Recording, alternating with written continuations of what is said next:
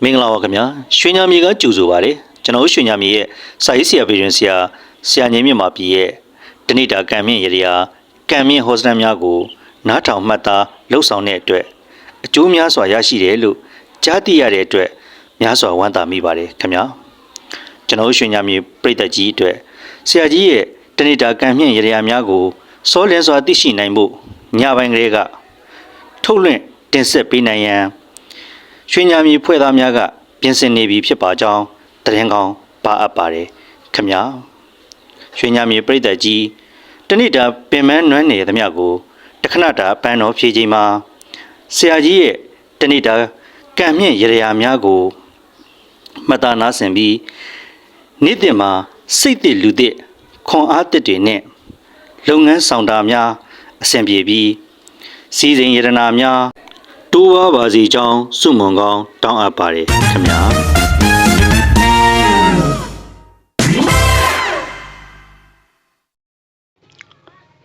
မင်္ဂလာပါဗျာဆရာကြီးမြန်မာပြည်ပါချွေညာမိသားစုမှကြိုးဆိုပါတယ်ဗျာဒီနေ့28ရက်2လ2026မှာဒီ6ရက်3လ2026တပတ်စာကံကြမ္မာများကိုတင်ပြပေးသွားမှာဖြစ်ပါတယ်ဗျာဒီတပတ်တွေကတော့အိုးဝင်လောက်ကင်နဲ့ပတ်သက်တဲ့ကိစ္စလေးတွေကတော့အဆင်ပြေလားဆိုပြီးပါတယ်ဗျာတကယ်ကြည်နက်ရှိလားဆိုတော့သိမကျင်တတ်ဘူးဗျာအထူးသဖြင့်ငွေကြေးနဲ့ပတ်သက်တဲ့ရတဲ့ကိစ္စယာယီလွဲချော်နေတာဖြစ်တဲ့အတွက်အလောက်ကင်နဲ့ပတ်သက်တဲ့မှာပြဿနာမရှိတော့စိတ်ထဲမှာအလိုဆန္ဒမပြေဝမှုတွေဖြစ်ပေါ်နေတာဖြစ်ပါတယ်ဗျာအိမ်မှာလည်းမိသားစုချင်းချင်းတယောက်နဲ့တယောက်အဆင်ပြေလားဆိုပြီးပါတယ်တကယ်ပြေရလားကြမပြေဘူးငွေကြေးနဲ့ပတ်သက်ပြီးတယောက်နဲ့တယောက်စိတ်ထဲမှာနည်းနည်းအခုအခါလေးတွေဖြစ်ပေါ်နေတာဖြစ်ပါတယ်ဒါကြောင့်အိုးရေလောက်ကနဲ့ပတ်သက်တဲ့အစီအမံပြကြတဲ့ခုနှစ်သားသမီးအားလုံးတို့သည်ခမရတောက်ကြမြောက်ရကိုလက်ဖုံးလေးကိုဂိုင်းပြီးမှဆူတောင်းအတင်ဖုံးလေးရဲ့ကျွန်တော်လေးလောက်ကင်မကောင်းဘူးဗျာလောက်ကင်ကောင်းနေတယ်အိမ်မှာလည်းပူညံဖြစ်နေတယ်ပူညံလေးလည်းငိမ့်နေတယ်အိမ်လေးလည်းစောက်ချင်တယ်ဗျာအလူလေးလည်းလှုပ်ချင်တယ်မွေးနေ့လေးလည်းလှုပ်ချင်တယ်အလုတ်ခေါ်သားလေးတွေကလည်းလာမဖြစ်မယ်ဒါကြောင့်လာတင်တဲ့အခွင့်အလမ်းလေးပေါ့အတင်ဖုံးလေးကကူညီဆောက်ချောက်ပါဆိုတဲ့အကြောင်းဒီတစ်ပတ်ထဲမှာခွနဲ့သားသမီးအားလုံးတို့ဒီတောက်ကြမြောက်ရက်ကိုလည်းဖုံးလေးဂိုင်းပြီးတော့ဆူတောင်းမယ်ဆိုရင်တင့်မှာဖြစ်ပေါ်နေတဲ့အဝဝင်လောက်ကန်နဲ့ပတ်သက်တဲ့အစင်မပြေတာအစင်နေပြေမယ်အိမ်မှာပူညံဖြစ်နေတဲ့ကိစ္စတွေကပူညံငြိမ်းညမ်းမယ်အိမ်ဆောက်ခြင်းတဲ့လူကအိမ်နေဆောက်ပိုင်ခွင့်ရပြီးအလုံးမရှိတဲ့လူကအလုတ်ခေါ်သားတွေလာမယ်အလုတ်လျှောက်တဲ့လူကအလုတ်တွေရပြီးတော့မွေးနေ့လှုပ်ခြင်းတဲ့လူရတော့မွေးနေ့နဲ့ပတ်သက်တဲ့ကိစ္စများအမြန်ဆုံးအဆင်ပြေသွားမှာဖြစ်ပါတယ်ဗျာဒါကြောင့်အိုးရေလောက်ကနဲ့ပတ်သက်တဲ့အဆင်မပြေဘူးဆိုတဲ့ခုနှစ်သားသမီးအားလုံးတို့ဒီတောက်ကြမြောက်ရက်ကလေးကိုလှည့်ပြီးတော့ဖုံးလေးကင်ပြီးတော့ဆူတောင်းမယ်ဆိုရင်ဆူတောင်းပြီးတဲ့အချိန်ရဲ့နေချင်းဒါမှမဟုတ်တော့၄ရက်အတွင်းပိတ်ဆို့နေတဲ့အဝဝင်လောက်ကင်များအမြန်ဆုံးပွင့်လန်းပြီးဖြစ်ပါကြောင်းလေးစားတင်ပြပေးလိုက်ပါတယ်ဗျာနော်အဲ့ဒါလေးနောက်ကိုနဲ့နီးနေဆက်တဲ့မန်းနီငွေကြေးနဲ့ပတ်သက်မှာမဆုံးဘူးယာယီထက်ကိုလွဲချော်နေတတ်တဲ့ဖြူဒါကြောင့်ငွေကြေးနဲ့ပတ်သက်တဲ့အခက်အခဲဖြစ်ကြတဲ့ခုနှစ်သားသမီးအားလုံးတို့ဒီတောက်ကြမြောက်ရက်ကိုလက်ဖုံးလေးပဲကင်ပြီးတော့ဆူတောင်းပြအတင်ဖုံးလေးရဲ့ငွေကြီးနဲ့ကန်လေးတွေပိတ်နေတဲ့ကန်လေးတွေပုံမှန်ဖြစ်မယ်ပေးစရာလေးလည်းရှိတယ်ရစရာလေးလည်းရှိတယ်ပေးရန်စရာတွေနဲ့လိုချင်တာလေးတွေအဆင်ပြေအောင်အတင်ဖုံးလေးကကူညီဆောင်ကြောက်တော်မူပါဆိုတဲ့အကြောင်းလေးစားနဲ့တောက်ကြမြောက်ရက်ကိုလှည့်ပြီးမှခမဖုံးလေးကင်ဆူတောင်းမယ်ဆိုရင်တင်းတော့မှပိတ်ဆို့နေတဲ့ငွေကြီးနဲ့ပတ်သက်တဲ့ကံများအမြန်ပွင့်လန်းသွားမှာဖြစ်ပါတယ်ဗျာဒါကြောင့်ဒီတစ်ပတ်ထဲမှာငွေကြီးနဲ့ပတ်သက်တဲ့ကိစ္စတွေအဆင်မပြေဘူးတဲ့ဆိုတဲ့ပုံကူများတောက်ကြမြောက်ရလှည့်ပြီးတော့ဖုံးလေးကင်ဆူတောင်းမယ်ဆိုရင်တင့်မှာပိတ်ဆို့နေတဲ့ငွေကြီးနဲ့ပတ်သက်တဲ့ကံများအမြန်ပွင့်လန်းလာမှာဖြစ်ပါတယ်ဗျာစိတ်တွေပြောလားဆိုပြောပါတယ်တကယ်ပြောတာလားဆိုမပြောဘူးပြောစိတ်ထဲမှာတခုခုလိုဆန္ဒမပြေဘူးစိတ်နဲ့လူနဲ့မှာစိတ်ကမြန်ပြီးတော့လူကနောက်ကျနေတဲ့ကာလဖြစ်တဲ့အတွက်ပြောသမျှလုံးသမျှကိုင်းတာလောဘတန်ဒေါသတန်ပါပြီးစိတ်မြန်နေတဲ့အတွက်ပြဿနာတစ်ခုခုပူညံဖြစ်မှုတွေကြုံတွေ့ရတဲ့ကာလမျိုးဖြစ်ပါတယ်ဒါကြောင့်စိတ်ညစ်တယ်စိတ်ထဲမှာအလိုဆန္ဒမပြေဘူးဆိုတဲ့ပုံကူများတော့ဗုဒ္ဓတောင်းရက်ကိုလက်တော့အတန်လေးကိုကိုင်းပြီးမှဆူတောင်းအတင်တော့တန်လေးရဲ့ကျွန်တော်စိတ်တွေညစ်နေတယ်ကျွန်တော်စိတ်ညစ်တာတော့ဒီကိစ္စဒီ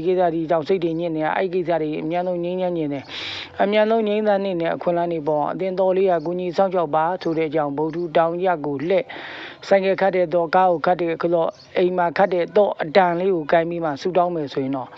တင်းရဲ့စိတ်ချမ်းသာပျော်ရွှင်မှုများအများဆုံးရမှာဖြစ်ပါတယ်ဗျာဒါကြောင့်စိတ်နဲ့ပတ်သက်တဲ့ကိစ္စအဆင်မပြေဘူးစိတ်တဲ့ဒီကြတယ်စိတ်ဆင်းရဲတယ်စိတ်နဲ့ပတ်သက်တဲ့ကိစ္စအဆင်မပြေဘူးအလုံးမပြေဘူးဆိုတဲ့ပုံကူများဗုဒ္ဓတောင်ရက်ကိုလက်တော့အတန်လေးကိုကိုင်းပြီးတော့ဆူတောင်းမယ်ဆိုရင်တော့တင်းမှာပိတ်ဆို့နေတဲ့စိတ်ချမ်းသာပျော်ရွှင်မှုများ နော်စိတ်ချမ်းသာပျော်ရွှင်မှုများအများဆုံးပြင်ပြီးသွားမှာဖြစ်ပါတယ်ဗျာဒါကြောင့်စိတ်ငြိမ်တော့တောတန်လေးကိုကိုင်းဗုဒ္ဓတောင်ရကိုလက်ပြီးဆူတောင်းရင်တော့သင်တို့မှာပိတ်ဆို့နေတဲ့ကံများအမြန်ပွင့်လန်းသွားမှာဖြစ်ပါတယ်ဗျာ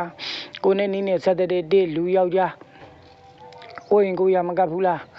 းခင်ဗျဒါမှမဟုတ်ရင်လေလူယောက်ျားတွေကဓာတ်ပြက်နေလားအပြင်မှာ KTV တွေမှာလက်ဖက်ရည်ဆိုင်တွေမှာရက်ဆိုင်တွေမှာ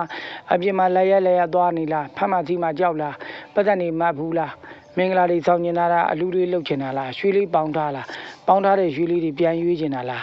အဲ့ဒါဆိုရင်တော့ခင်ဗျဗုဒ္ဓရွှေနဲ့ပတ်သက်တဲ့ကိစ္စတွေကတော့စနေတော့နောက်တောင်လှက်ခင်ဗျထမ်းနေတာညစ်အောင်ထင်းညက်ကလေးတစ်လုံးလောက်စားပြီးမှဆူတော့အတင်ထင်းညက်ကလေးအဲ့လူယောက်ျားအိမ်ကဘူးကမှဖြစ်မှာအပြင်ရောင်တောင်သွားနေတဲ့သွားတဲ့ကိစ္စငင်းညမ်းမှဖြစ်မှာနော်အဲ့ဒါအိမ်တော့ကပ်ပါရဲ့ပတ်သက်မှဘူးပတ်သက်အမှဖြစ်မှာရွှေလေးလည်းပေါင်းထားတဲ့ရွှေလေးလည်းပြန်ယူခြင်းနဲ့အလူလုတ်ခြင်းနဲ့မင်္ဂလာဆောင်ခြင်းနဲ့ပြဿနာတွေကင်းခြင်းနဲ့အလူမင်္ဂလာဆောင်မှာရွှေတွဲလဲငွေတွဲလဲနဲ့ဝှက်ခြင်းနဲ့အသစ်တွေဝေစိန်နဲ့အခွင့်အလမ်းတွေပေါ့ကျမတို့မှာဖြစ်ပေါ်နေတဲ့ထမ်းနေတာတွေညစ်အောင်ထင်းညက်ကလေးကကိုကြီးစောင့်ကြောက်တော်မူပါဆိုတဲ့အကြောင်းစနေတော့နောက်တောင်လက်ထင်းညက်ကလေးကိုအနေငယ်ကြိုက်ပြီးမှစားပြီးမှဆူတောင်းမယ်ဆိုရင်တော့တင်းတို့မှာပိတ်ဆို့နေတဲ့လူယောက်ျားမင်္ဂလာတင်ရွှေကိစ္စများအဆင်ပြေမှာဖြစ်ပါတယ်ဗျာဒါကြောင့်မင်္ဂလာဆောင်ဖို့ခက်ခဲဖြစ်လာ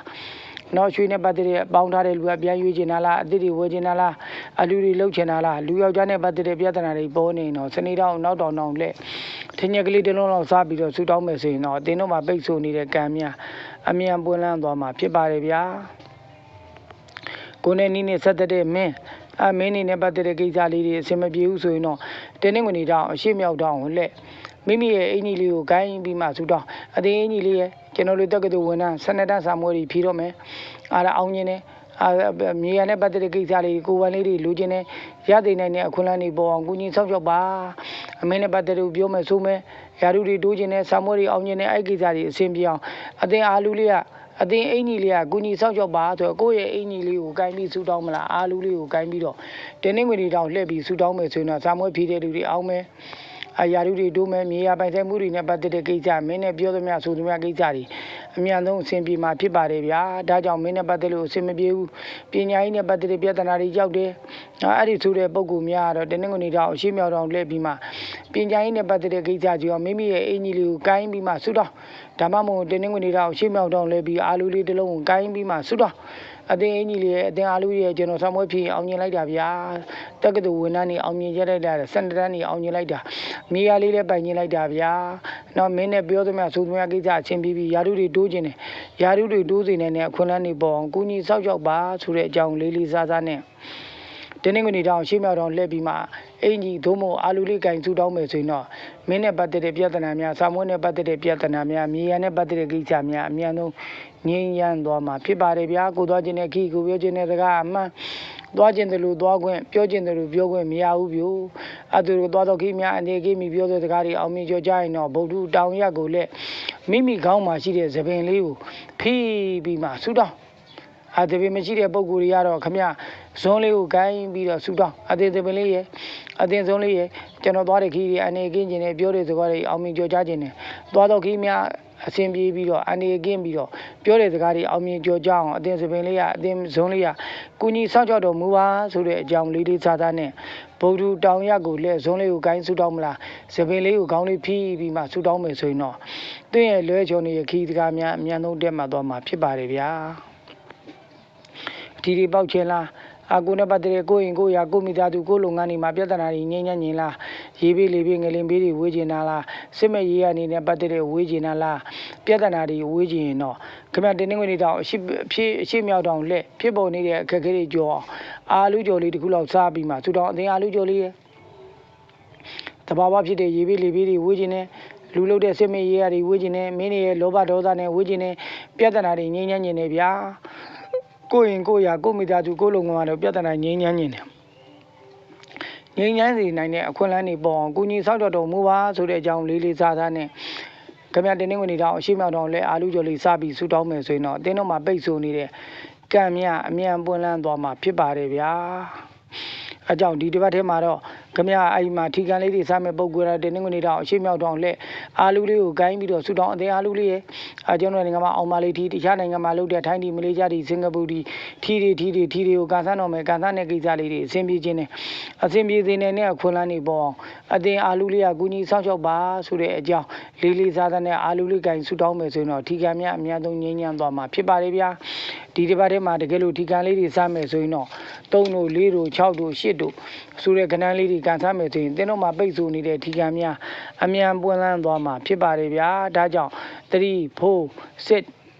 8အ3 4 6 8ဆိုတဲ့ကဏ္ဍလေးတွေခွေးပြီးတော့ကန်ဆန်းမယ်ဆိုရင်ဒီတစ်ပတ်ထဲမှာတင်းတို့မှာပိတ်ဆို့နေတဲ့ကံများအမြန်ဆုံးပွင့်လန်းပြီဖြစ်ပါကြောင်းလေးစားတင်ပြပေးလိုက်ပါတယ်ဗျာဒါကြောင့်ဒီအချိန်လေးမှာဒီချက်ဒီလိုရာသီတွေမှာအကြောင်းတစ်ခုနဲ့ပတ်သက်တဲ့အစီအမပြေကြတဲ့ခုနှစ်သားသမီးအားလုံးတို့ဒီကျွန်တော်တို့ရအင်္ဂါတော်ရှေ့တောင်လှည့်ပြီးမှခမရမျက်တိလေးကိုမိတ်ပြီးမှခမရကျွန်တော်တို့တွေ့ကြုံရဆိုရင်တော့ခမရ3ချိန်တိနော်3ချိန်တိမျက်တိလေးမိတ်ပြီးမှအင်္ဂါတော်ရှေ့တောင်လှည့်ပြီးမိမိလိုအပ်တဲ့ကိစ္စတွေဆူတောင်းမယ်ဆိုရင်တော့တင်းတို့ရဲ့ဆူတောင်းမှုများအမြန်ဆုံးပြေဝသွားမှာဖြစ်ပါတယ်ဗျာမိမိကဘာတွေလိုချင်တာတော့ဘယ်လိုကြက်တည်ရှိတဲ့ကိစ္စတွေလိုချင်တာလူကြီးလူများချင်တာလားလူတွေနဲ့ပတ်သက်တဲ့နည်းနဲ့ဆက်တဲ့လုံးသမျှကိန်းများအနေကင်းနေတာလားကင်းစီနိုင်တဲ့အခွင့်အလမ်းတွေပေါ်အင်္ဂါတော်ရှေ့တောင်လှည့်ပြီးဆူတောင်းမယ်ဆိုရင်တော့တင်းမှာပိတ်ဆို့နေတဲ့ချစ်မှုရေးရနေတဲ့ပတ်သက်တဲ့ကံပိတ်ဆို့နေတဲ့ကံများပြဿနာတွေနဲ့ကံများအများဆုံးငြိမ်းချမ်းသွားမှာဖြစ်ပါတယ်ဗျာအကြမ်းမိုင်းနဲ့ပတ်သက်တဲ့ကိစ္စမှာဒီချိန်မှာဝမ်းပြဝမ်းလျှောတွေဖြစ်တတ်တယ်ဗိုက်တွေနာတတ်တယ်အေးတွေပတ်တယ်နော်ဗိုက်နဲ့ပတ်သက်တဲ့ယောဂများဒါမှမဟုတ်ရာသီတော်တုပ်ကွေးနာစီချောင်းတို့ဖြစ်စေတတ်တဲ့ယောဂများဖြစ်ပါတယ်ဗျာဒါကြောင့်ဗုဒ္ဓတောင်ရကိုလည်းပြီးရေလေးကိုတောက်အမုံလေးကိုစားရေတောက်တာမဟုတ်စားတာမဟုတ်ယောဂကိုပြောင်းကင်းစေတဲ့စေပေါင်းတာပေါင်းနေတဲ့စားတာတောက်တာပါလို့ဆူတောင်းပြီးစားမယ်တောက်မယ်ဆိုရင်တော့တင်းတို့မှာပိတ်ဆို့နေယောဂဝေဒနာများအမြန်ဆုံးသက်သာပြောင်းကင်းသွားမှာဖြစ်ပါတယ်ဗျာကြမ်းမာရေးကိစ္စရဆိုရင်တော့ခင်ဗျယူနေပူပူလေးတွေတောက်မယ်နွေးနွေးထွေးထွေးနေမယ်